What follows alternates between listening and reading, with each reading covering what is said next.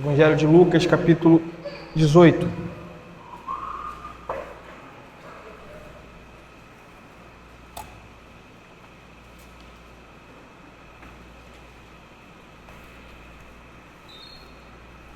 Vamos fazer a leitura do verso 9 a 14.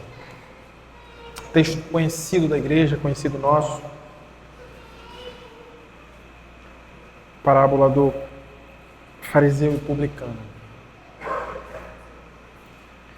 Lucas 18, verso 9, diz assim: propôs também esta parábola a alguns que confiavam em si mesmos, por se considerarem justos e desprezavam os outros. 2 homens subiram ao templo com o propósito de orar, um fariseu e o outro publicano.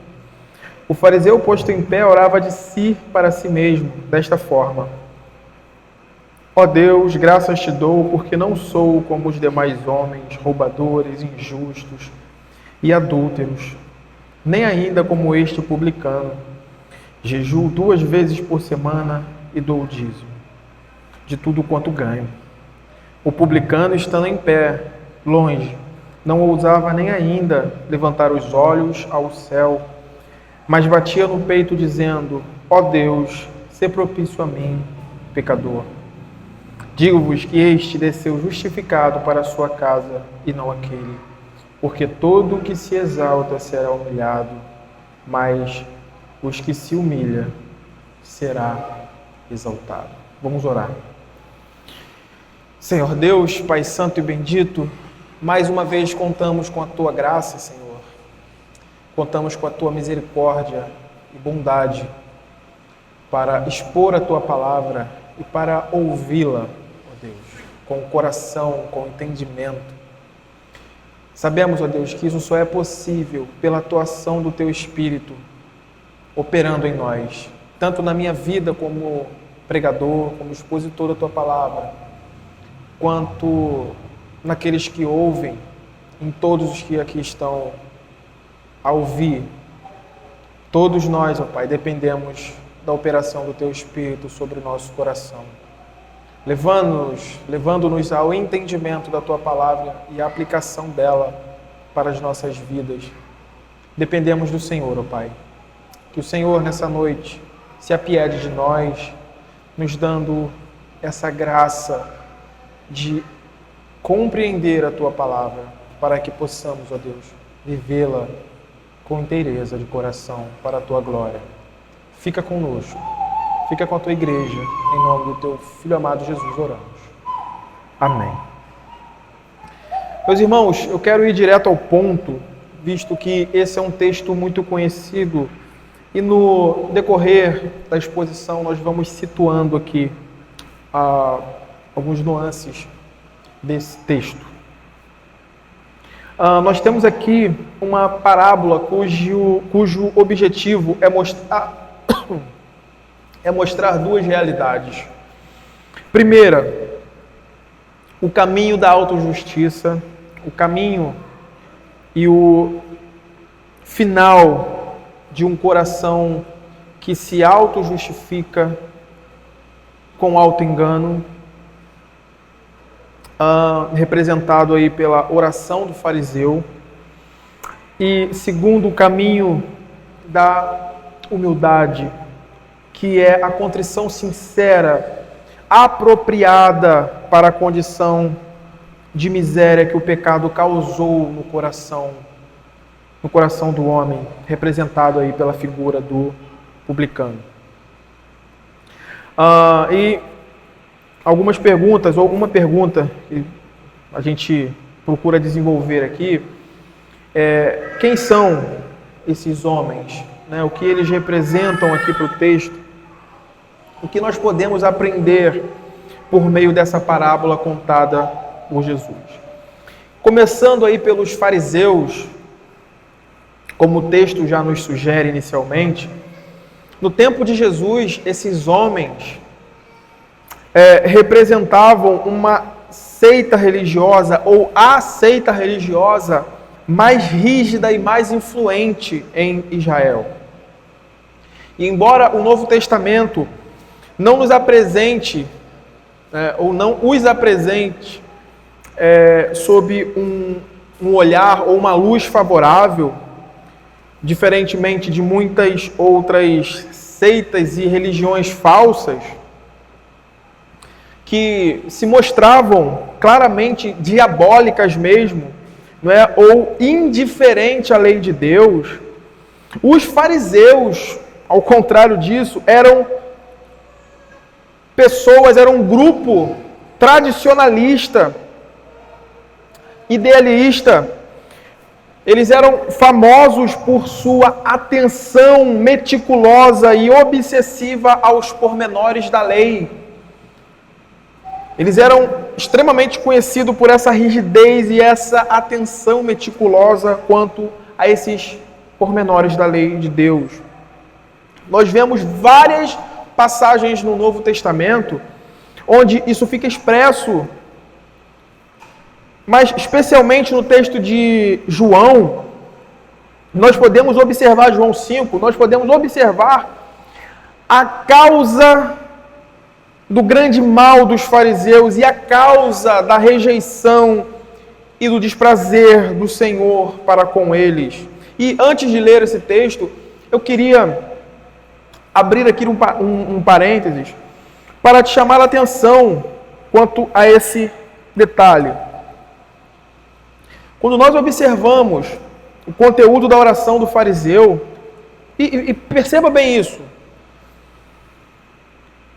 quando nós olhamos para esse conteúdo dessa oração que o Senhor apresenta nessa parábola, algumas perguntas naturalmente ficam no ar.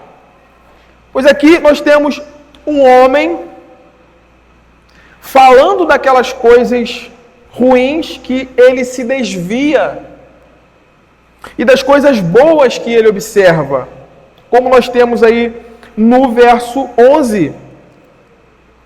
Como nós temos aí no verso 11.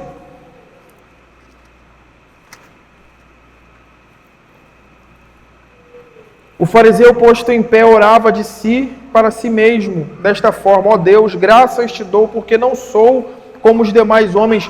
Veja a lista aí: roubadores, injustos e adúlteros, nem ainda como esse publicano. Então, perceba bem essa realidade que o texto já apresenta aqui diante dos nossos olhos, e perceba bem, é bom, ou melhor, é dever de todo homem não roubar, não cometer adultério. É dever do homem não ser injusto. É bom que o homem dê o seu dízimo, socorra os necessitados. Então, por que o Senhor rejeita o homem que pratica essas coisas boas?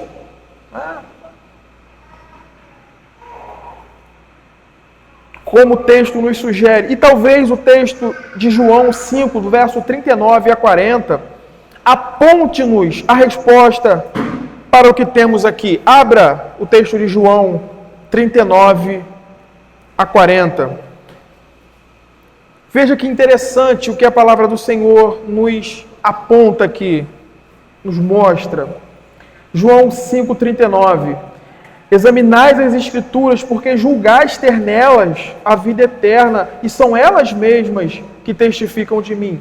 Contudo, não quereis vir a mim para terdes vida. Contudo, não quereis vir a mim para terdes vida. Perceba bem uma questão aqui. Embora Jesus estivesse falando em um contexto geral e mais amplo, com os judeus no geral ali presente, sua mensagem era especialmente ou especificamente voltadas aos líderes religiosos, especificamente aí, principalmente os fariseus. Especialmente os fariseus, nós podemos ver e observar isso ao longo da narrativa dos evangelhos. O ponto aqui é que esses homens se enquadram perfeitamente nas razões pelas quais o Senhor conta essa parábola, porque é assim que o texto começa, e é assim que nós vemos o Novo Testamento se desenvolvendo no que diz respeito a esses homens. Pois o texto de abertura do verso 9 diz: propôs também esta parábola a alguns que confiavam em si mesmos, por se considerarem justos e desprezavam os outros.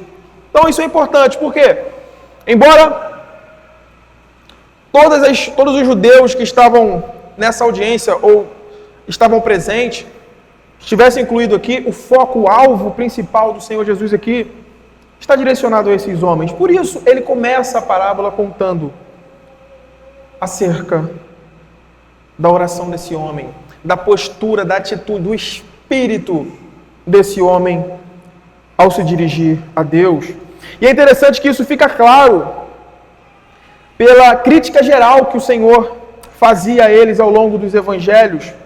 Eles tinham conhecimento intelectual da lei, mas não compreendiam sua verdadeira intenção e cumprimento em Cristo. Eles desconsideravam o espírito da lei.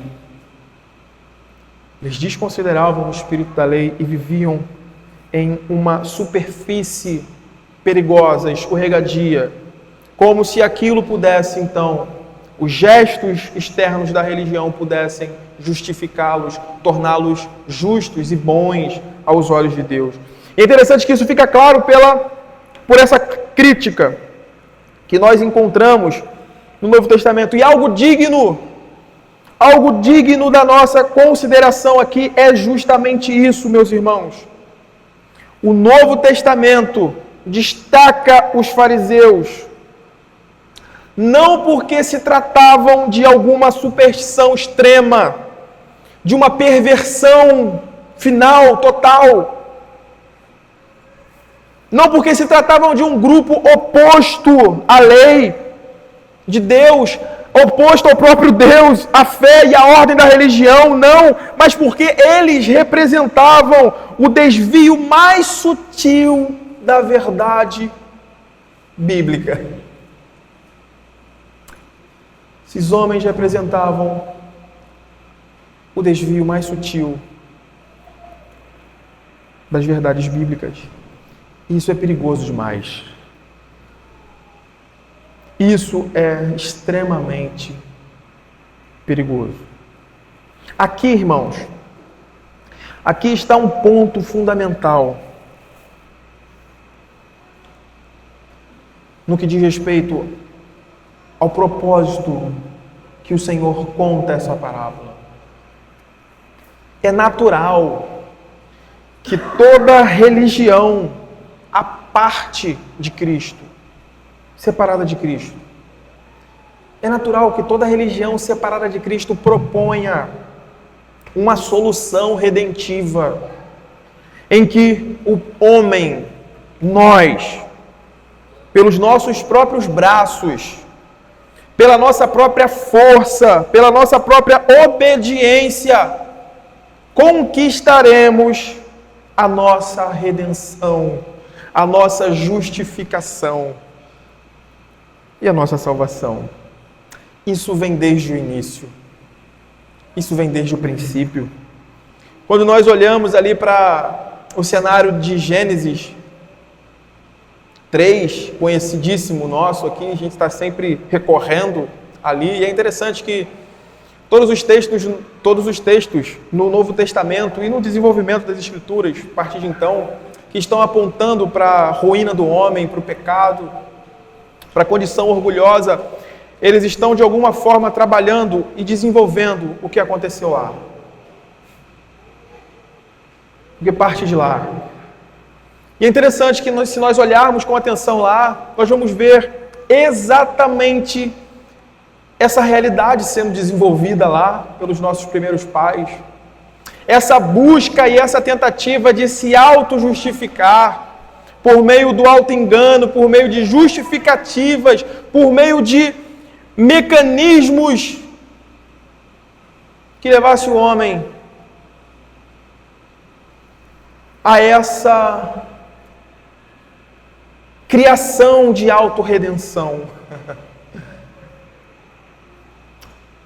Essa ideia ilusória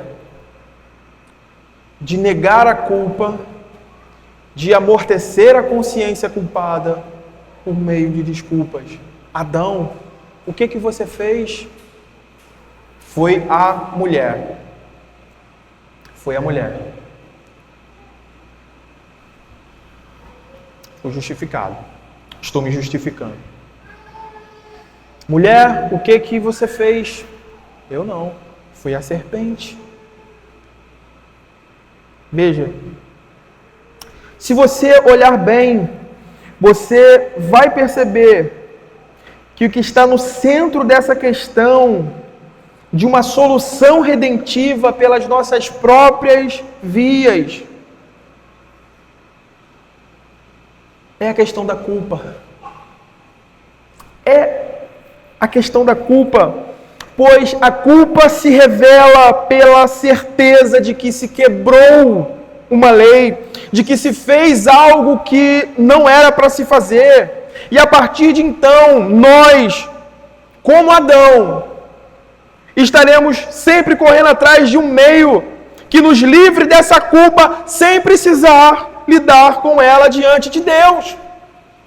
Foi exatamente assim que aconteceu. O homem, imediatamente após pecar, a sua consciência o acusou de que existia algo errado, algo que destoava da vontade de Deus, da norma da lei de Deus gravada em seu coração. Imediatamente, o que o seu coração faz, o que ele desenvolve por meio das suas mãos, é um meio de se auto-justificar, é um meio de se livrar da culpa do seu pecado, construindo aventais,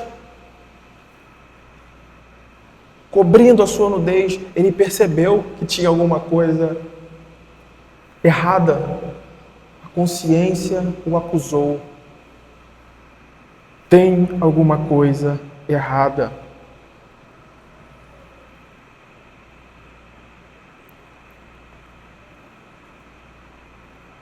A culpa se revela pela certeza de que se quebrou uma lei.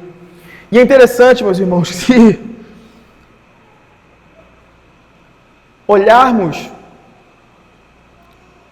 para uma sociedade como a nossa,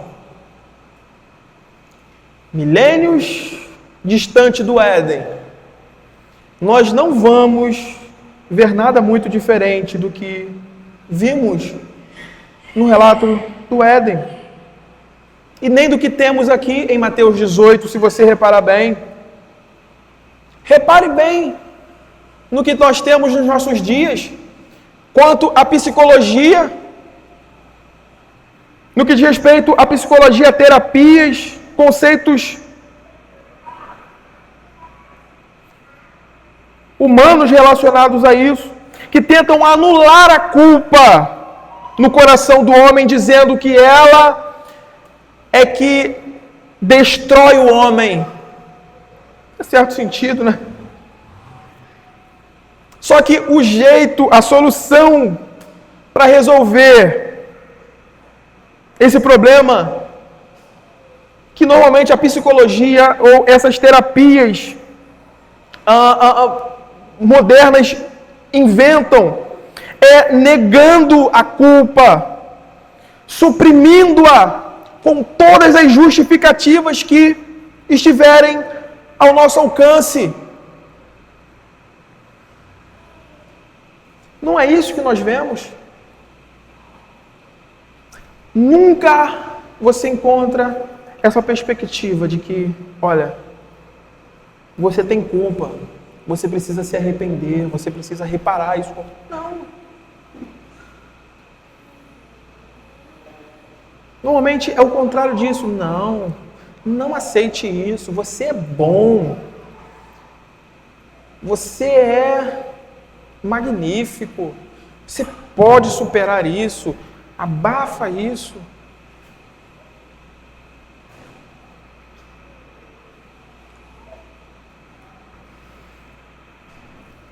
E existe algo aqui que, meus irmãos, é magnífico quando nós observamos.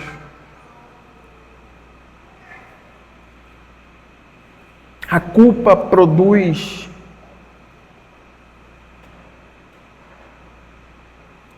isso no coração do homem. A consciência é despertada pelo pecado.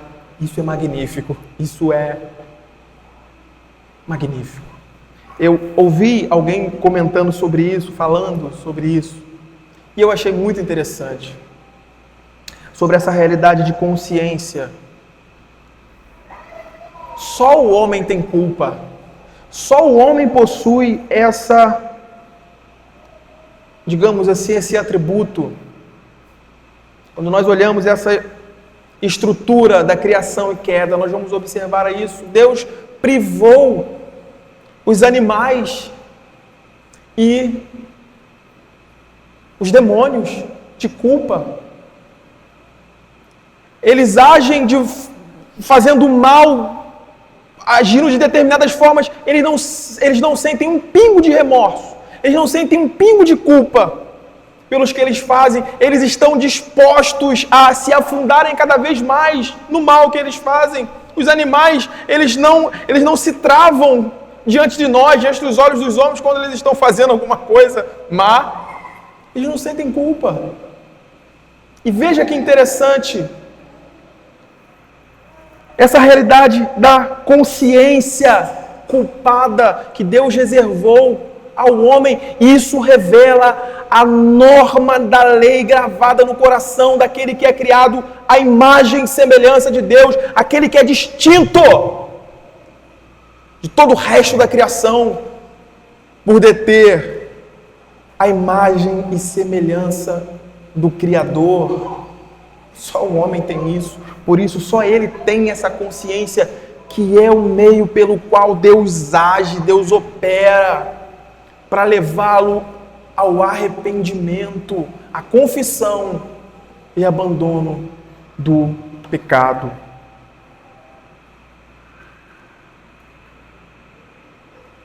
O homem percebe, opa, eu fiz algo que não agrada a Deus.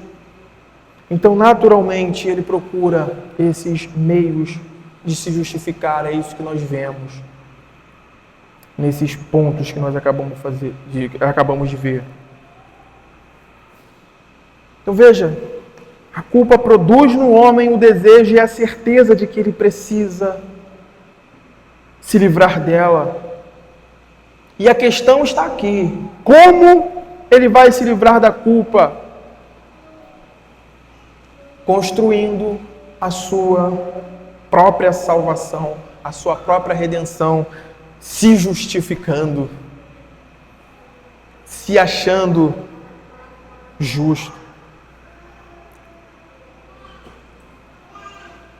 Adão e Eva fizeram isso. Adão e Eva fizeram isso para resolver o problema da culpa com a sua própria mão, com a sua própria força. E eu quero voltar aqui para o texto. É interessante que Lucas diz que Jesus propôs essa parábola a alguns que confiavam em si mesmos, ou seja, que faziam com as próprias mãos a sua redenção. O homem que Cristo está tratando aqui no texto revela exatamente a figura, irmãos, dessa religião natural. Dessa religião natural presente em nosso tempo. Ele confia em si mesmo, ele depende do seu próprio braço, ele rejeita os outros e ele rejeita o próprio Cristo como sua redenção, sua salvação. E existe uma característica aqui muito interessante. Quem é salvo pelo seu próprio esforço, pelo seu próprio braço, ele tem uma marca gravada na sua testa, que é a soberba. ele tem uma marca estampada na sua fronte, que é o orgulho e a soberba da vida. Por outro lado, quem é perdoado, quem de fato é justificado livremente pela graça de Deus, tem outra marca, que é a humildade. Irmãos, eu não estou falando aqui num sentido moralista. Eu sou muito humilde, eu já vi. Ainda comentei com alguns irmãos brincando, né? Conheci um rapaz em uma determinada igreja que ele, em certo momento, ele era muito bom no instrumento, em tocar contrabaixo e tudo.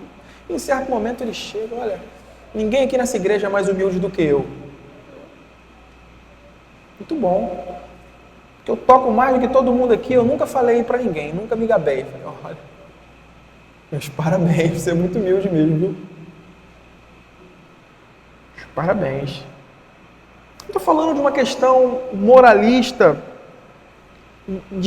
com relação à humildade, mas no que diz respeito a essa consciência do nosso estado, de uma consciência que nos leva a depender da graça de Deus, não somente para a nossa salvação, mas para uma vida, porque no momento que nós somos salvos, irmãos, justificados, regenerados pelo Espírito Santo de Deus, a natureza pecaminosa ela não vai embora de nós, ela não junta as malas e estou indo, valeu, ok, tchau, foi bom enquanto durou, não, ela permanece ali. Nós precisamos contar com a graça de Deus em humildade, porque nós somos pecadores, ao mesmo tempo que agora possuímos uma natureza santa e reta, e ela é caracterizada por essa humildade, por essa singeleza de coração. Meus irmãos, não se enganem, não se enganem.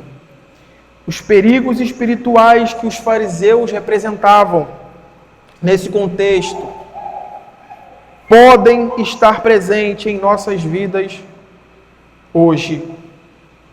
E em muitos casos, está lá presente. Está lá.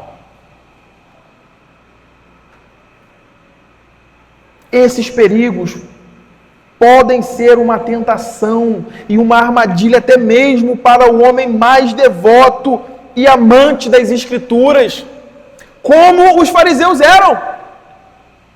Homens devotos, estudiosos,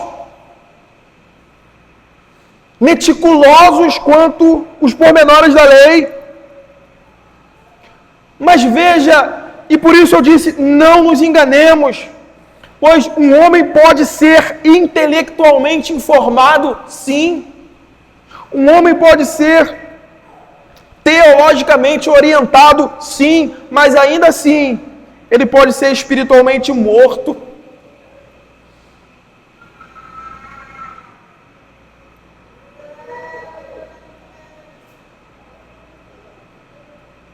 Essa parábola, meus irmãos, é uma lição pungente sobre a graça para com pecadores fracos que reconhecem a sua condição e dependem de Deus para a sua vida.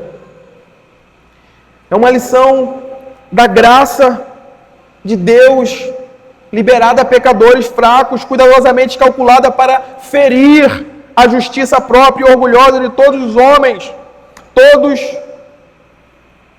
que andam no caminho dos fariseus, nos seus mesmos passos.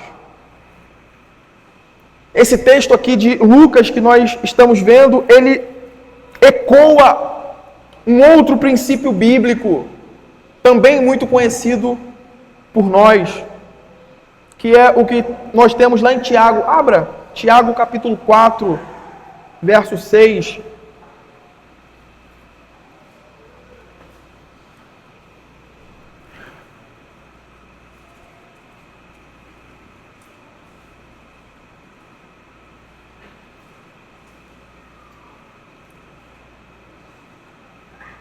Tiago 4, 6. Deus resiste aos soberbos, mas dá graça aos humildes. Eu achei muito interessante o que Kelly Capp, em sua obra, pequeno livro para teólogos, ele desenvolve aqui por meio de um pensamento de outro autor. Ele vai dizer o seguinte: preste bastante atenção. Em Deus nos deparamos com algo que, de todos os jeitos, é imensuravelmente superior a nós mesmos. A não ser que conhecemos Deus dessa forma e, portanto, conheçamos a nós mesmos como nada em comparação a Ele, não conheceremos Deus de modo algum. Enquanto formos orgulhosos, não podemos conhecer Deus. Uma pessoa orgulhosa está sempre olhando pessoas e coisas de cima para baixo. E é claro, enquanto se está olhando para baixo, não se pode ver aquilo que está muito acima de nós. É o caso aqui. Embora o fariseu estivesse dirigindo a sua fala, a sua oração a Deus, isso era apenas um teatro, como nós já vimos aqui em exposições passadas. Era apenas um teatro, com o objetivo de ser louvado pelos homens. E o foco dele ali era justamente esse: se promover por meio dessas comparações com aquilo que está abaixo. O seu olhar está nisso.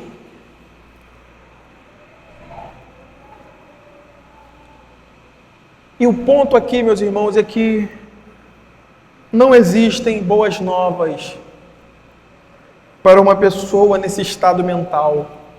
Isso é lastimável, isso é lamentável. Isso é lamentável, isso é terrível. Isso é terrível demais. O Evangelho da graça de Deus é para pecadores maus. O Evangelho da graça de Deus é para homens maus, homens fracos, miseráveis, como nós. O princípio bíblico que está por trás disso é aquele que o Senhor fala: eu não vim para os sãos, mas para os doentes. Um homem que se acha bom o suficiente para não depender de Deus, para não estar aos pés de Cristo, a salvação está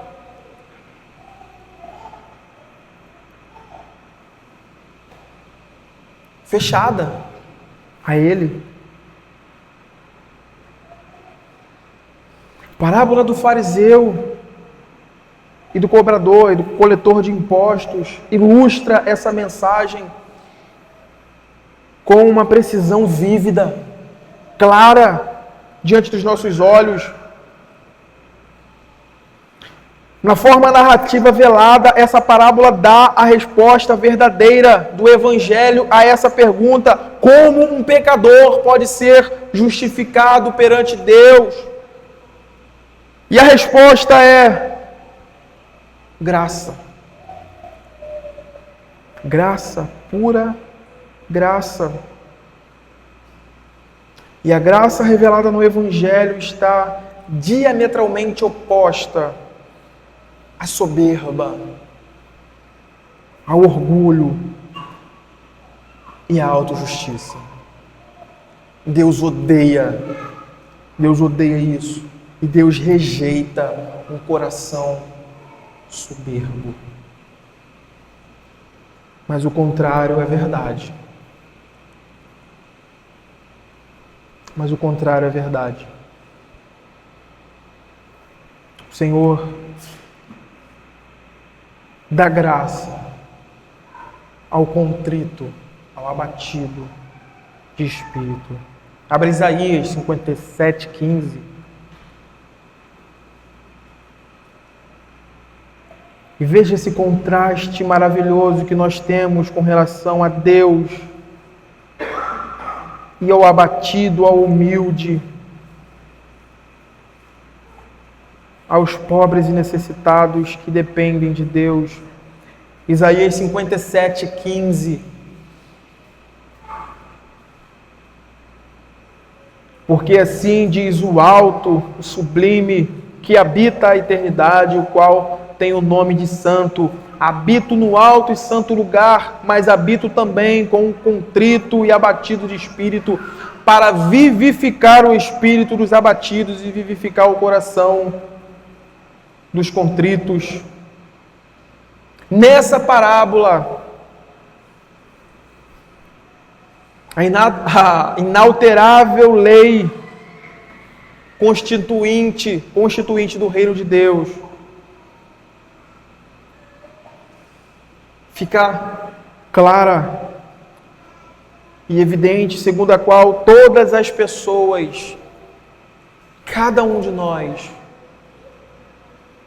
somos avaliados não pelo olhar do homem somente, mas pelo olhar santo e reto de Deus, que sonda o coração, as intenções do nosso coração. Portanto, meus irmãos, é loucura comparecermos diante de Deus. E é interessante aqui essa realidade de subir ao templo, se dirigir a Deus em oração, como um homem piedoso, mas o seu coração está distante. Só há aqui elogios a si próprio, autoelogio, a rejeição do fariseu e a justificação do publicano por parte de Deus são formadas por esse fundamento: Deus resiste aos soberbos, mas dá graça aos humildes. E aqui, para não delongar muito a exposição, considerando a segunda pessoa, o segundo personagem dessa parábola, que é o publicano, ao contrário do que muitos podem pensar, o publicano aqui não representa a figura de um homem bom e por isso justificável perante Deus, alguém que estivesse mais perto de ser justificado do que o outro. Não, os dois aqui estão perdidos, um com a capa da religiosidade, um com essa vestimenta de religiosidade, o outro num estado deplorável, aberto de pecado. A origem desse nome significa cobrador de imposto ou cobrador de taxas, arrendatário, alguém que comprava do governo a determinado poder de meio que um pedágio, né? Meio que um pedágio. Ele adquiria esse poder de cobrar e ele repassava aquilo que o império exigia, o resto, o que sobrava, o que passava disso era dele. Por isso eles eram homens extremamente avarentos. Eles cobravam impostos, taxas exorbitantes para que eles pudessem obter um lucro acima, muito acima do comum. Esses homens tinham a fama de praticar extorsões, serem avarentos e egoístas. E geralmente, aqui no Novo Testamento, esses homens são associados ao termo pecador ou pecadores. Eles sempre são associados com o pecador como uma forma de sinônimo. Se falava naquele contexto de um publicano, imediatamente o que se vinha à mente era uma ideia como que se fosse uma prostituta, alguém baixo, pecador. destituído de graça. E outro ponto interessante é que os publicanos tinham uma reputação de serem não só desonestos e cruéis, mas também moralmente depravados em todos os sentidos imagináveis. E justamente por isso, eles eram os olhos de seus contemporâneos, as criaturas mais distantes ou mais distantes de Deus que se tinham na sociedade. Então perceba, a ênfase, logicamente, aqui no texto, não está sobre nenhum dos dois homens, mas na declaração graciosa de Deus sobre aquele pecador arrependido. Meus irmãos, esse é o evangelho que nós pregamos. Esse é o evangelho da graça do Senhor. Diante das duas realidades apresentadas nesta parábola, Jesus disse que naquele dia apenas um homem voltou para casa justificado. É o que nós temos aí no texto.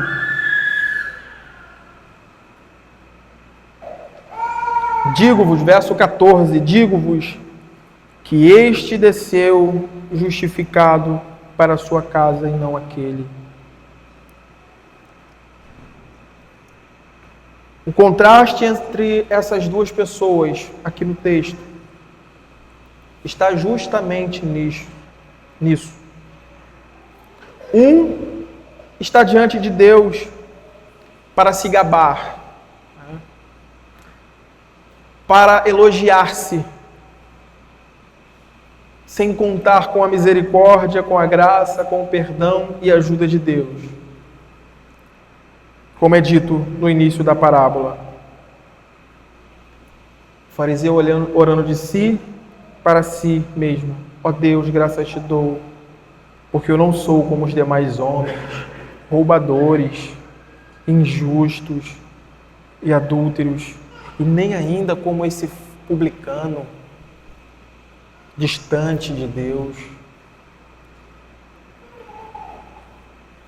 O outro está batendo no peito. Veja essas duas realidades no tempo. O outro está lá, num canto, batendo no peito, com vergonha, humilhado e totalmente dependente da misericórdia de Deus no que temos. Ó Deus, ser propício a mim, pecador. E aqui está o grande ponto que separa esses dois homens representados aqui pelo fariseu e publicano no meio da igreja visível de Deus hoje.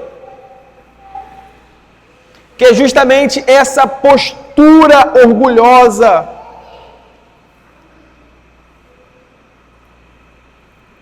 distinta de uma postura dependente e humilde diante do Senhor, que conta com a graça de Deus. E veja aqui, irmãos, o Senhor, Ele não está falando aqui sobre dois homens sem religião, sem fé, ou privado de certo conhecimento de Deus. Pelo contrário, Ele contrasta a realidade espiritual de um líder religioso com a de um homem pecador, arrependido mesmo. E isso deve nos ensinar acerca da questão do nosso orgulho espiritual de, às vezes, querer apresentar-nos diante de Deus de forma soberba.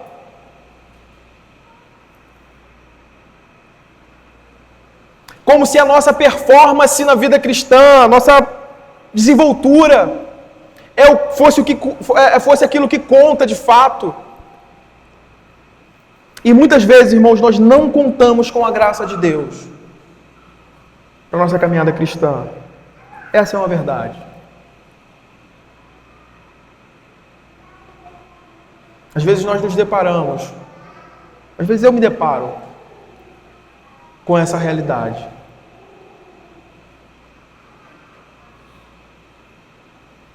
De uma um espírito orgulhoso dentro de mim, de achar que o meu desenvolvimento, a minha vida cristã, depende exclusivamente de mim. Não depende. Embora nós tenhamos grandes responsabilidades nisso.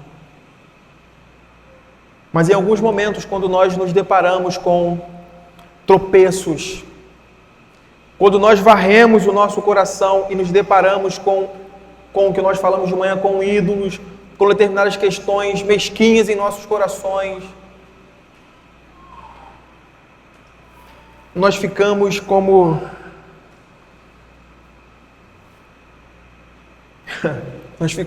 homens que não pudesse, de forma alguma, ter determinados deslizes, quedas, como se nós fôssemos perfeitos. Não somos. O Evangelho nos mostra e nos chama a atenção para isso.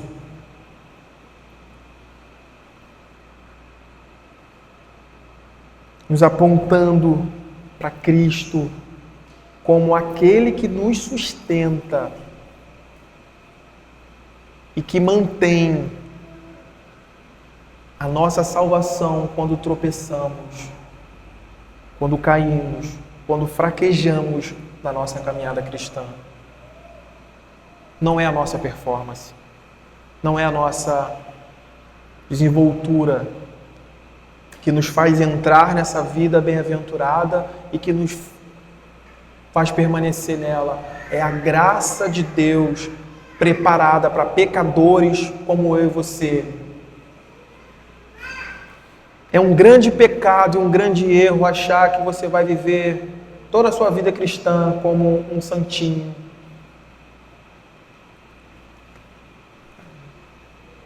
Tô livre agora, agora eu me converti, agora não. O Evangelho continua sendo necessário para você e para mim, porque nós somos pecadores. Nós precisamos ser lembrados disso, para que o nosso coração não seja tomado desse orgulho mortífero, que nos afasta cada vez mais da graça de Deus. Eu achei interessante demais um texto de Jonathan Edwards falando sobre essa questão do orgulho e da arrogância no coração do homem como esse perigo constante que cerca a nossa vida como cristãos, até mesmo aqueles mais maduros e principalmente esses. Veja o que ele diz. Essa é a principal porta que o diabo usa para entrar nos corações daqueles que têm zelo pelo avanço da causa de Cristo. E a principal via de entrada da fumaça venenosa que vem do abismo para escurecer a mente e desviar o juízo. E o meio que Satanás usa para controlar cristãos e obstruir uma obra de Deus. Até que essa doença seja curada, em vão se aplicarão remédios para resolver quaisquer outras enfermidades. Ele continua com algo cirúrgico. O orgulho é muito mais difícil de ser discernido do que qualquer outra fonte de corrupção, porque, por sua própria natureza, leva a pessoa a ter um conceito alto demais de si própria. É alguma surpresa, então, verificar que a pessoa que pensa de si acima do que deve está totalmente inconsciente desse fato? Ela pensa, pelo contrário, que a opinião que tem de si está bem fundamentada e que, portanto, não é um conceito elevado demais. Como resultado, não existe outro assunto no qual o coração esteja mais enganado e mais difícil de ser sondado. A própria natureza do orgulho é criar autoconfiança e expulsar qualquer suspeita de mal em relação a si próprio. É um limbo escorregadio que conduz o homem para um estado duro. para um estado dormente.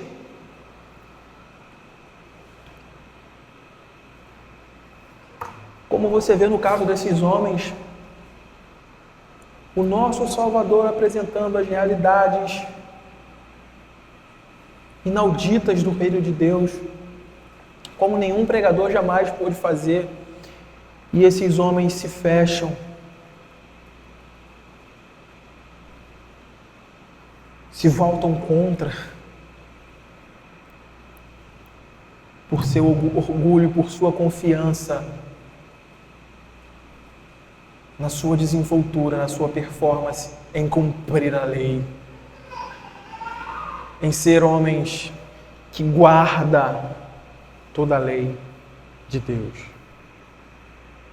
Por fim, irmãos, eu queria te chamar a atenção para a oração do publicano, que é o alvo do Senhor Jesus aqui para com os seus discípulos, ensinar-lhes a disposição e o espírito do coração do Filho de Deus. Verso 13. O publicano, estando em pé, longe, não ousava nem ainda levantar os olhos ao céu, mas batia no peito, dizendo: ó Deus, sê propício a mim, pecador. A linguagem usada aqui, nesse texto, não é um apelo geral por perdão. Ele estava usando aqui uma linguagem de expiação. Como quem diz: Deus, tem misericórdia de mim. Tenha misericórdia de mim. O texto grego, que nós temos aqui a expressão ser favorável a mim, ser propício, não significa, como em muitos outros casos no Novo Testamento, relacionado aos filhos de Deus, aqueles que já estão numa condição de filiação, de perdão quando transgride, que está mais ligada a uma relação de paciência de Deus. A expressão que ele usa aqui, para que Deus seja favorável a ele, não significa Deus demonstra paciência comigo, não. A palavra que Jesus usou nessa parábola é uma forma do verbo grego, hilaskomai, que significa apaziguar. Como se ele estivesse dizendo aqui: Senhor Deus, apazigue o meu estado de rebelião contra o Senhor. Faz cessar isso. É um estado que reconhece algo que é impossível para o homem fazer, irmãos. Só aqui a salvação é possível a um pecador. Só quando Deus gera isso no coração do homem, o pecador está pronto para ser salvo.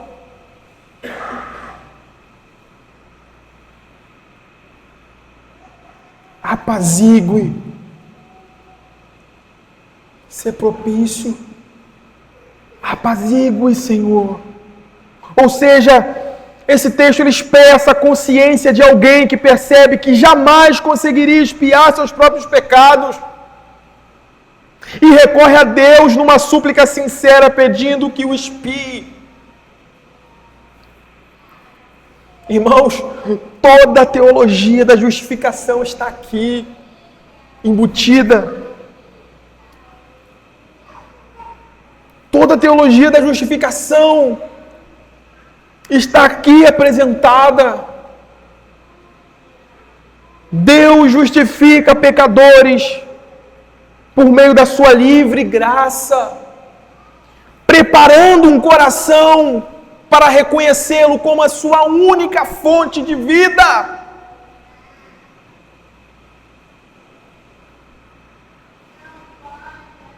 Como a sua única fonte para entrar na vida, mas também como a sua única fonte de sustento e permanência nessa vida. até a eternidade. Eu queria concluir aqui com algumas aplicações, com algumas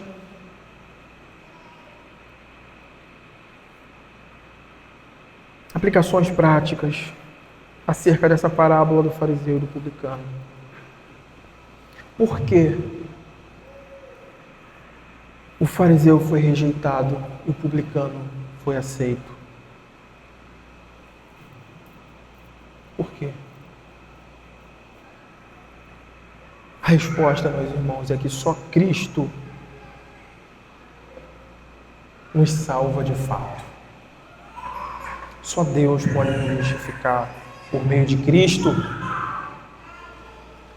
Irmãos, nossa obediência, nossa observância à lei de Deus e os princípios cristãos não podem ser apresentados diante de Deus como justificativas que nos tornam justos diante de Deus.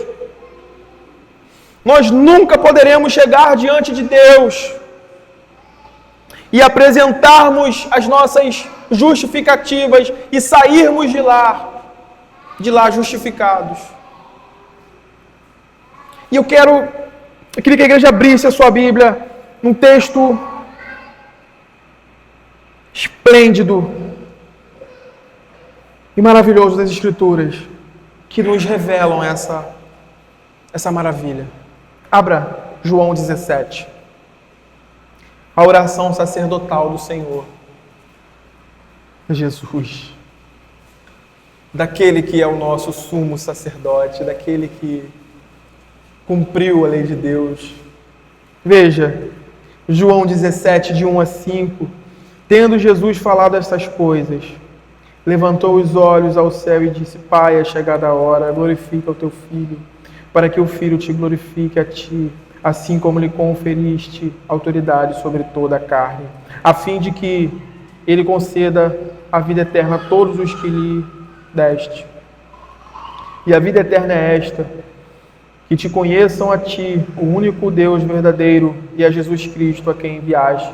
Agora veja o verso 4. Eu te glorifiquei na terra, consumando a obra que me deste, ou a obra que me confiaste para fazer. E agora glorifica-me, ó Pai, contigo mesmo, com a glória que eu tive junto de ti, antes que houvesse mundo. Meus irmãos, prestem atenção nisso, nas palavras do Senhor Jesus com relação àqueles que Deus deu a Ele. Eu te glorifiquei na terra, consumando a obra que me confiaste para fazer. Que obra é essa? A obra de justificação, a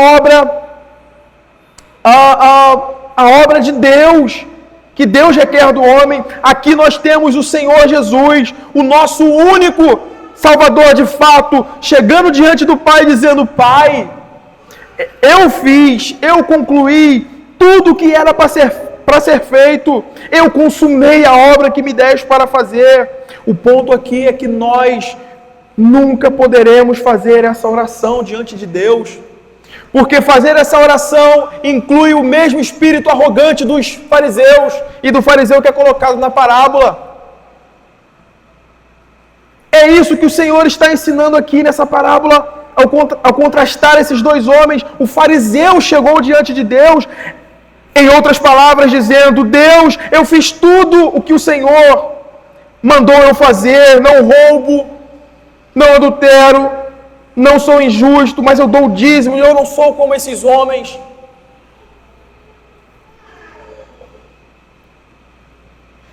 Isso é rejeitado por Deus, porque o único que pode de fato fazer isso eficazmente e colocar sobre nós como imputada justiça é Cristo.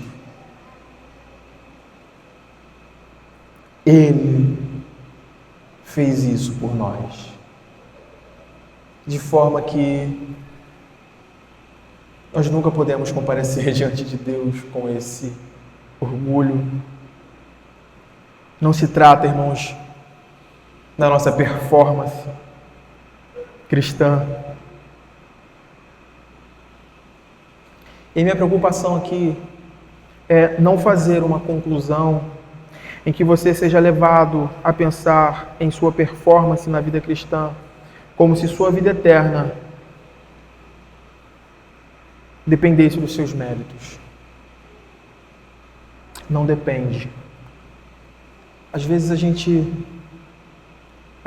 gosta de ter mérito nisso, né? Às vezes a gente gosta de ter mérito nisso. Às vezes se parece muito com os fariseus nesse sentido. Mas eu queria te dizer algo, e que você guardasse isso no seu coração, porque esse é o ensino, a suma do Evangelho. Nós nunca iremos suprir as expectativas de Deus à altura. Nós vamos falhar de muitas formas e maneiras. O nosso pecado estará sempre diante de nós. E é exatamente por isso, exatamente por nossa incapacidade, pela nossa fraqueza, que Deus estabeleceu Cristo como nosso representante perfeito. Quando você olha para a estrutura do Antigo Testamento e você vê Israel, em todas as suas tentativas de agradar a Deus, nós vemos as suas falhas. O desastre, os seus fracassos não são ocultados de nós, eles estão lá. Porque o verdadeiro Israel, Cristo,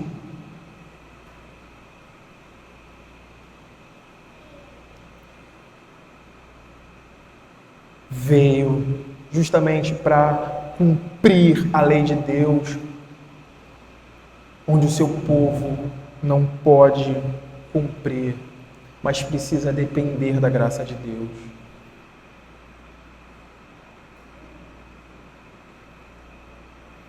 Eu achei muito interessante o que um comentarista do Novo Testamento disse em seu comentário.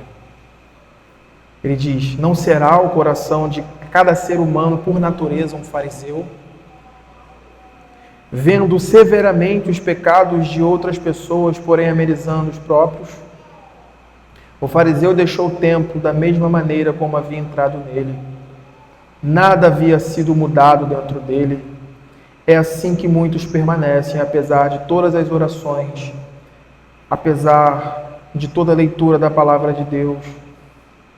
São apenas as velhas pessoas não quebrantadas, das quais Deus não se agrada. Meus irmãos,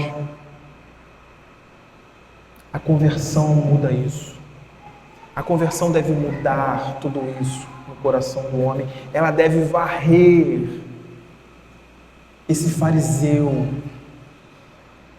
hipócrita de dentro de nós, ou então nunca veremos o rosto favorável de Cristo resplandecer sobre nós.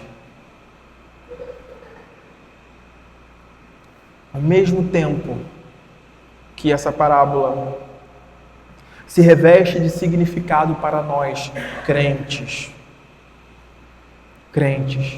nos chamando a atenção para como lidamos na prática com a nossa vida, com a realidade da performance da nossa vida diariamente.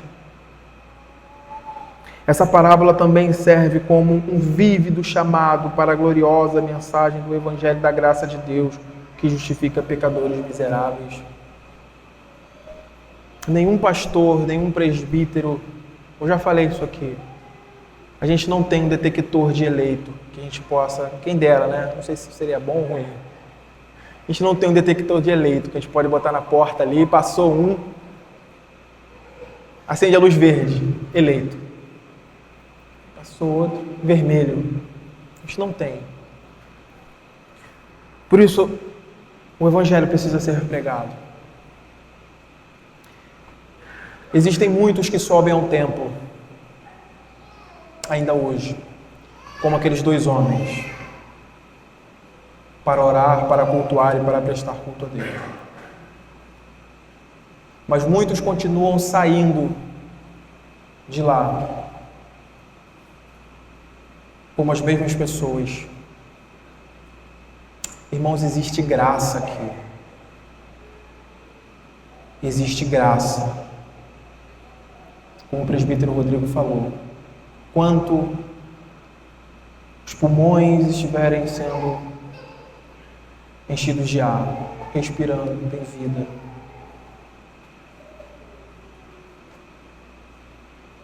Existe essa esperança. Nós não temos como saber quem é, quem não é. Mas eu posso te garantir de uma coisa: há graça de Deus para o maior dos pecadores. Portanto, não se esconda atrás de justificativas, atrás de falácias. A salvação é para aqueles que se reconhecem miseráveis. Ser propício a mim, pecador. Ser propício a mim, pecador. Deus justifica pecadores, irmãos. Deus justifica pecadores. Eu coloquei aqui a pergunta 60, agora eu não sei se de fato eu acho que é da nossa, não sei se é da nosso catecismo, não sei se é de outro. Mas a pergunta é: como você é justo diante de Deus? A resposta: somente pela verdadeira fé em Jesus. Mesmo que minha consciência me acuse de ter pecado gravemente contra todos os mandamentos de Deus, de não ter guardado nenhum deles, e de ser ainda inclinado a todo mal, todavia Deus me dá, sem nenhum mérito meu, por pura graça, a perfeita santificação, a justiça e a santidade de Cristo. Deus me trata como se eu nunca tivesse cometido pecado algum ou jamais tivesse sido pecador. Como se eu tivesse cumprido pessoalmente toda a obediência que Cristo cumpriu por mim. Isso só é possível mediante a graça de Deus ao doente, ao pecador. Que o Senhor tenha misericórdia de nós e que o Senhor tenha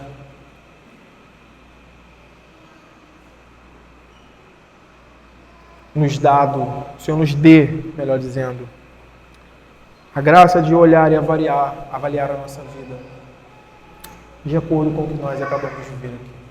Eu queria orar com a igreja. Senhor, Deus e Pai, nós bendizemos o Teu nome por Tua palavra, Deus. Obrigado. Nós somos vasos frágeis, Senhor. Por isso eu peço a Ti que o Senhor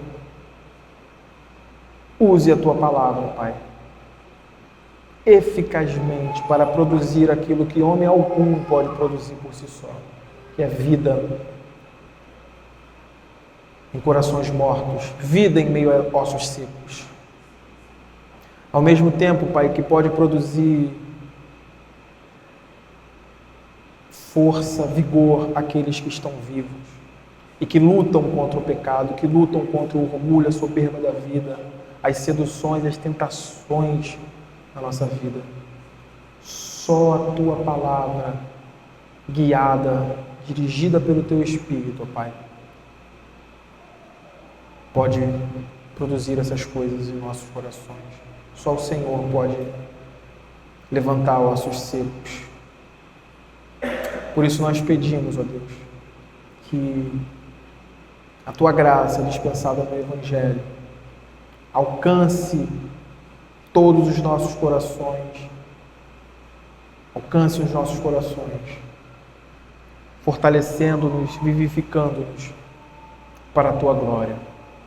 Oramos, ó Deus, contando com a Tua com a tua bondade, para gravar essas coisas em nossos corações, a fim de vivermos humildemente para contigo, humildemente para com o Senhor e para com aqueles que nos cercam, sabendo que nós somos fracos, necessitados da tua ajuda. Fica com o teu povo, Deus. Oramos assim em nome do teu Filho amado Jesus. Amém.